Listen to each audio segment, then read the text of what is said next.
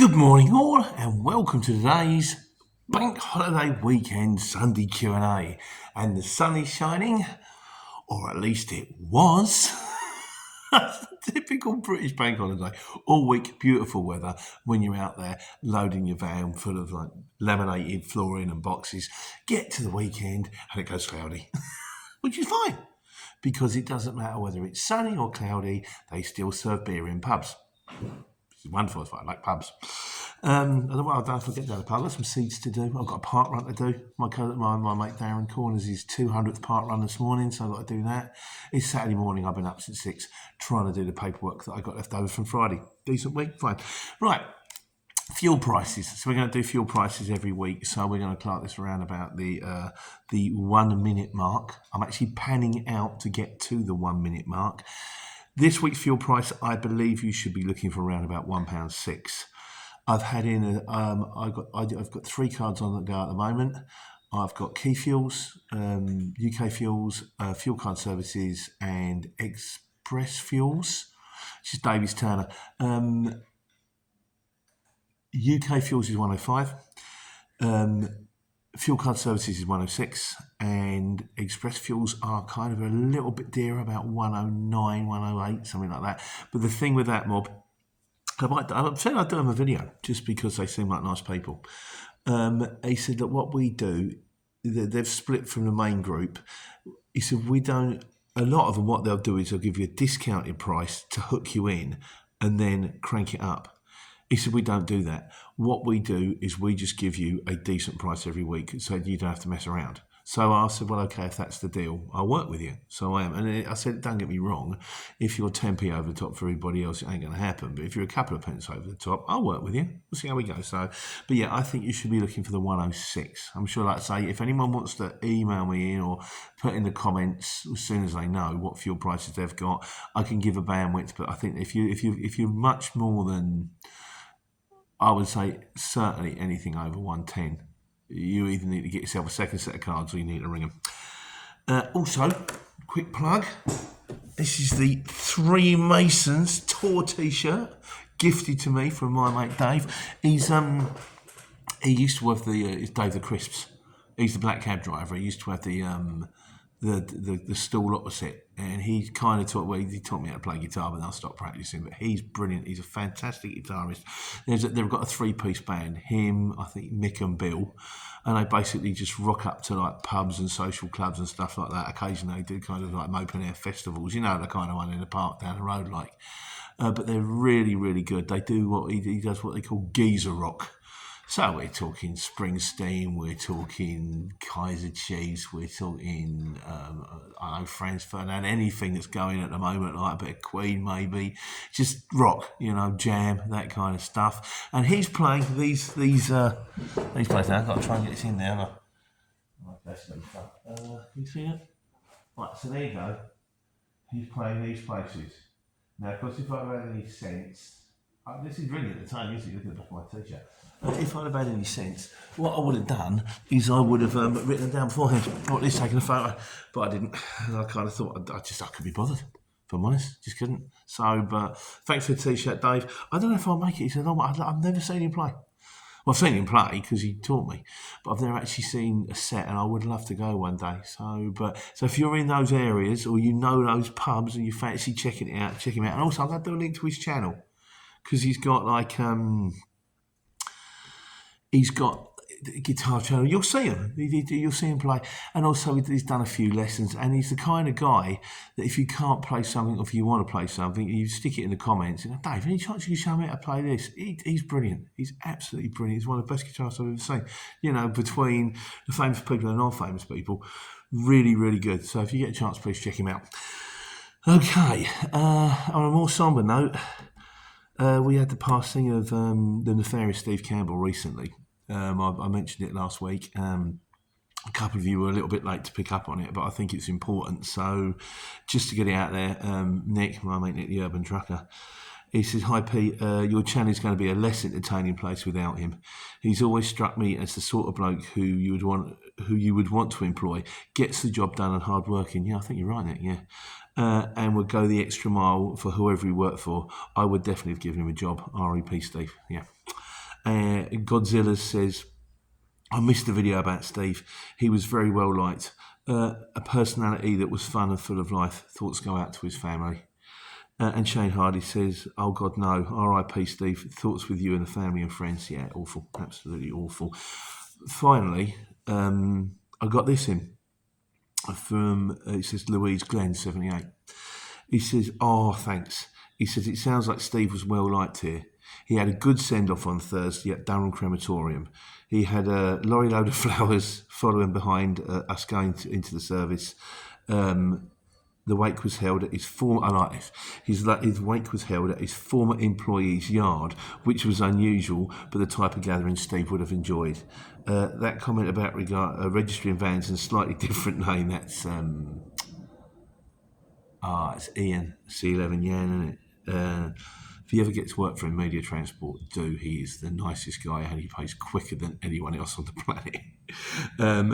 That comment about registering vans, a slightly different name, sounds like the sort of thing that Steve would say. Anyway, he said, I've subscribed to your channel and having a look at the past videos. I would love to hear about Steve being Steve. I put up a photo here, which is the most recent photo he sent to me that is appropriate. So if you go down to his post, his photo is the one that's on there. Louise, thanks very much for that. Thanks for filling me in. I really appreciate it. And I think everybody will be very pleased to know that he got a decent send-off. As for Steve, the best, normally he tends to crop up on Sunday Q&As, and it normally tends to be about what he's done this week, and it normally tends to involve me at some stage going, Steve, stop! You don't need to do this anymore. And he did stop. And he'll be missed. So. Anyhow, right, so the main video this week was on how much money you can make in a truck, because a guy asked me the question, I can't remember who it was, and I tend to try to reply to these videos if I can. It kind of helps people, I hope. So, Scorpion Singh says, I was thinking of joining the HX. I spoke to an HX sales member yesterday. They were saying £3.25 to £3.50 a mile for an Artic. Is he lying or trying to get money out of me? The thing is, he's not. It is and it isn't. Now, the CX seem to have introduced this thing called it's like an average thing, so that it will tell you if you're doing this job at this stage, you should charge this much money for it. It's complete nonsense. It doesn't work. Well, if it does work, I don't know. I've never used it. But what it will do is it will give you. It is an analysis tool that will give you an analysis of what that job should go for. The thing is, like I've said before, there are so many imponderables. Now, it's probably about right. The thing is, if you're driving from London to Glasgow, you ain't going to get £3.50 a mile. You're probably, if you're lucky, going to get £3 a mile. Say London to Glasgow is 400 miles. If you're lucky, you might get 1,200 quid. Then you're driving from Glasgow to London. Good luck with that. You might get 800 quid. You might get £2.50 a mile. You might get £2 a mile. Sorry, you might get £1.50 a mile. Because coming south is a killer. Having said that, you might get a job where you've got to move 26 pallets from Milton Keynes to Milton Keynes. It's 2 miles and it pays £300. In which case, you'll be getting £150 a mile. It's the way it works. The rates are about right. I would say the rates on an Artic. I mean, Nick is looking to dump the containers because my mate Nick, my transport manager, he's doing the containers at the moment. And he's looking to get out of the containers. They're mucking him about a little bit. He had a bit of grief with the fact he took the truck off the road for 2 days to prep it for an MOT, and just before it went to MOT, someone reversed into it. And then since then, he's just had a little bit of grief. And he said, the thing about working for the containers is it's the worst of both worlds. Well, you're best of both worlds, worst of both worlds. You're self-employed, so you work for yourself. But what you do is you keep rocking up at the docks and they tell you what to do and where you're going. So yeah, you've got guaranteed work, but there's no choice. And I think he's looking at it. He's going to jump on. I think he's looking to get a curtain side trailer. So if anyone's got a curtain side trailer out there that's going cheap, let me know, please. And I think he's going to jump on it now. If he does, I'll have a much more direct line into what kind of dough he's pulling in. Because if he does well out of it, I might think about doing a class 1. But at the moment, I'm doing absolutely fine with my class 2. And he says to me, he said, I think you're in the right vehicle. It's just the fact that I've got a tractor unit. I'm sticking with the truck I've got. He's got his Scania, he loves it.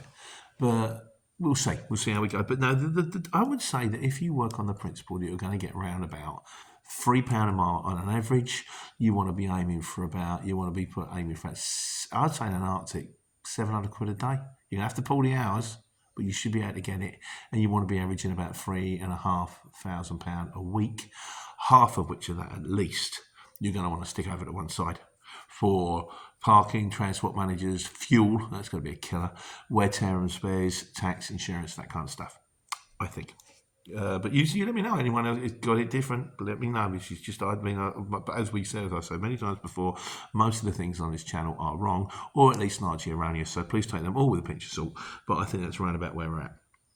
Godzilla says, remember all too well the 60 pence for a small van and around a quid for a Sprinter to a Luton. As I understand it now, it's 75p for small van stuff, most are mid of the quid.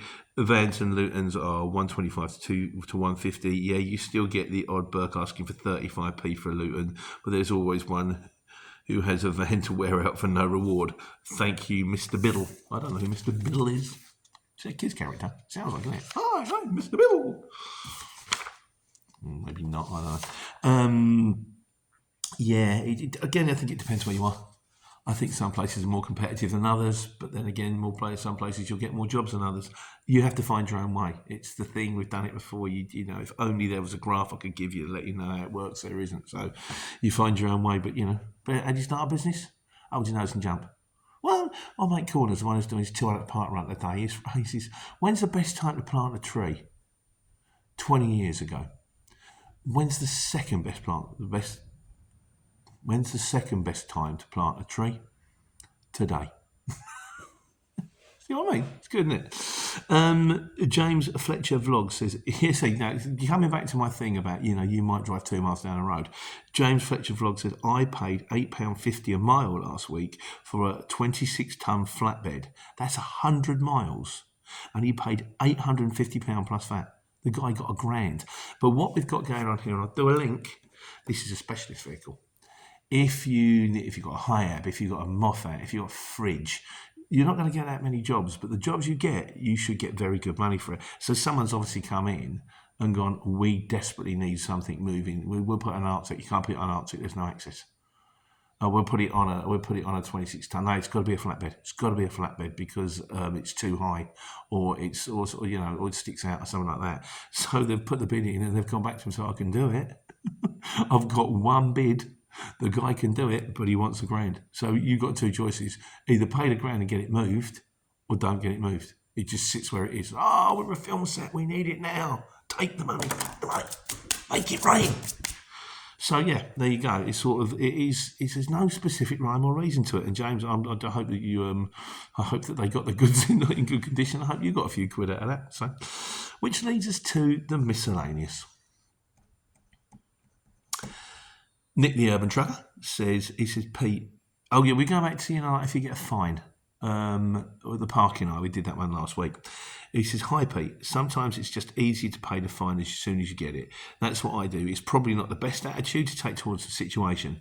Still, I can't be bothered with the time and effort messing around and trying to fight it. Having said that, it's blatantly obvious that you're not at fault, then I would contest the ticket. Still, if you're going to fight it, you must do it as soon as you receive the fine because it freezes the cost without increasing the investigation. This is true. If you lose your contest, you still only pay the lower amount. This is true. This is something else to consider. If you get one in parking fines, I say fight it twice, appeal it, and if that doesn't work, then go, no, I'm appealing it again. Ombudsman, and if that doesn't work, go right, Pat. But I want to pay it at a reduced rate, because if they turn around and go, it's 60 quid, and if it's really low, it's 60 quid, but if you pay £25, no, just take 25 quid. It's not even worth the appeal. It's your time. At the end of the day, we're not doing a moral crusade. We're running a business. And when you do your account software, there's all these little things that go red and green, red and green, red and green. It just, you've got a red one rather than the green one because you spent an hour in front of the computer when you could have done a job that would have paid you more than the fine. Yeah. Doesn't make it right. It's just the way it is. Jatinda says, how can I create an account on this app. Jacinda, I did do a reply to this one. I'll do you a link. It's the Courier Exchange, because I can't whitter on about this, assuming that everybody knows what it is. It's an app. You have to pay for it. It's not cheap. I think I'm paying about two a year on mine now. I think I've got it quarterly. It's about 5.5. And that's for the HX with one truck. I'm thinking about going on the small fleet. I'm thinking about it. Thinking about maybe doing a bit of freight forwarding, maybe, which will be another bit on top, but I'm wondering if the freight forwarding will pay for it, or I might just stick as I am. Keep it simple. Keep it simple. And Ian McWilliams, he says, right, we did the one on the Dartford Tunnel. That's okay. So I always say take the right-hand approach, and then someone said take the right-hand approach, but unless you're coming off the A13, in which case the left-hand approach is better because you don't have to get on and go further on. He says I go through the tunnel 3 or 4 days a week, every week, and my view is that the left bore is quickest 9 times out of 10. He said the very right lane is nearly always blocked up further than the other lanes. Many move over to the right bore lanes thinking they will be faster. My way is to stay in the left lane at the junction with the A2. Then when the final slip road to the A2 joins the lane, which is now lane 2, as the traffic joins the M25, this is very in-depth, isn't it? Oh my God, are you following this? Please keep up. As the traffic joins the M25 from the A296, stay in lane 2, but immediately move to lane 1. This gains many more spaces than some of the other traffic lanes that takes the next to Blue Water Junction. Stay in lane 1 until just before the final slip, and then move over to lane 2. Then go through the left border tunnel. Honestly, it works 9 out of 10 times. My God. I gotta say, I love that. I love the in-depth. Right, what you need to do is, and then when you're 200 yards, when you're near that slightly broken cat's eye, that's when you slightly veer towards the left, feign it, and then quickly go right. Brilliant, love it. I'm going to have to try that. Thanks, Ian. I appreciate that, my friend. Chris says no plug for the CX today. Well, if you count the fact that you've got to join it costs £2,200 a year a plug, then crack on. But I don't tend to plug it. I tend to tell the truth, as I see it, which, as we've already established, is wrong. But yeah, no, I don't think so, Chris. not every week needs a shiny CX plug. And someone says, luckily I have a customer who pays parking charges that I incur as long as I'm loading or unloading on one of their jobs. I've said this before about Tesco's, and I believe they do it on purpose. I believe that certain councils put unloading bays outside Tesco's and say it's 20 minutes between 10 and 4, knowing full well that the Tesco's lorry is going to rock up there every morning. He's not going to park on a red route. But put him in a loading bay. And I'm pretty sure that the traffic wardens know every morning, just zipping round on a little moped. There you go. It's 7:05. Morning, Brian. Morning, Dave. Ticket on your window. Thanks, Dave. Have a wonderful day. And Tesco's just pay it. It's like 60 quid to unload your lorry every morning. They go, okay. How much does that store take today? 10 grand. Okay, 60 quid. There they go. 10 grand probably takes more than that. Probably does that in an hour. It's Tesco's. Let's go, Tesco. I always say, why have they not used that as an advertising campaign? Yeah, Asda be Asda. Every little helps. You know, why are they not? I was the one that came up with the principle that the Flash people should use Flash by Queen as their theme music, and they're doing it now. I didn't patent it or anything like that, but I thought, what a really good idea. And finally, in conclusion this week, Grumpy Gramp says, on a completely unrelated topic, your Union Jack is upside down. Firstly, I know you can call it a Union Jack, but it's a Union flag. It's in a lorry, not a ship. And secondly, no, it's not. And I know it's not because it took me 3 goes to get it right. How can it take 3 goes to hang a flag that can only be hung 2 ways? You need the fat white bit at the bottom over there and the fat white bit at the top over there, and mine's got it. But thanks anyway. That's it. Have a wonderful bank holiday. Enjoy the sunshine and take care. Take money.